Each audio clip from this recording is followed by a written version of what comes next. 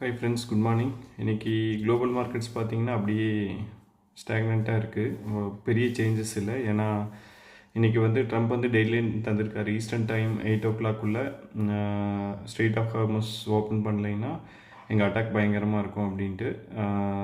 So market பெருசாக react இன்னும் பண்ணலை. இன்றைக்கி காலையில் அவர் என்ன சொல்லுவார்னு பார்க்கலாம். அதை பேஸ் பண்ணி தான் மார்க்கெட் டைரெக்ஷன் இதாகும். ஒருவேளை அட்டாக்ஸ் ஹெவியாக இருந்தால் நாளைக்கு மார்க்கெட் விழும்.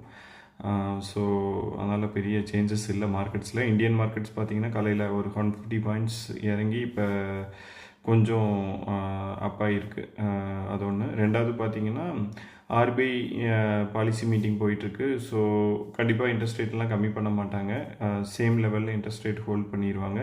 நம்பர் 2 ருப்பியை இதே வேல்யூவில் வைக்கிறதுக்கு அவங்க எஃப்சிஎன்ஆர் டெபாசிட், ஃபாரின் டெபாசிட்ஸ்க்கு எல்லாமே டாலர் அவங்க வச்சுக்கிட்டாங்கன்னா அதுக்கு ஏதோ இன்ட்ரெஸ்ட்டோட ஏதோ இன்சென்டிவ் தர பிளான் பண்ணிகிட்ருக்காங்க. இது one of the measures to take rupee value விழுகாமல் வச்சுக்கிறதுக்கு. இப்போ 93 இருக்கு அரௌண்டு.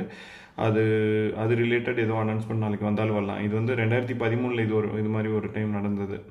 ஸோ அது மாதிரியே வச்சா ருப்பி வேல்யூ டிப்ரிசியேட் ஆகாமல் இப்படியே கொஞ்சம் நாள் இருக்கும். அது ஒரு முக்கியமான பாயிண்ட். பிரண்ட் ஆயில் பார்த்திங்கன்னா அதே 111 இருக்குது. Indian basket crude oil 132. Same data தான் பப்ளிஷ் பண்ணியிருக்காங்க இன்றைக்கும். Petroleum ministry. இதெல்லாம் ஃபியூ அப்டேட்ஸ்.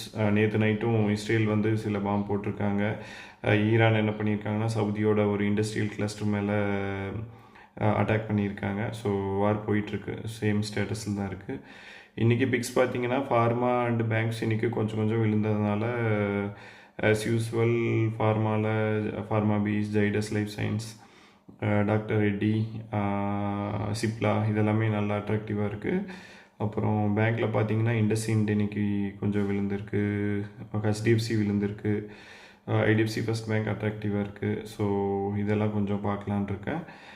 இதை தவிர பார்த்தீங்கன்னா ஜிபிபிஎல், குஜராத் பைப்பர் போர்ட்ஸ் லிமிடெட், அது நல்ல டிவிடெண்ட் தர ஸ்டாக்கு, கூடவே